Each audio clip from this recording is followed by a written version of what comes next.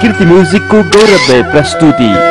तिम्रो फोटो मोबाइलमा राखेको छैन कान्छु हेरेरै थाकेको मन बुझ्दैन फोटो हेरे नि टाढा भयो भनी मनमा दुःख फेरि भेट लाग्यो रे नि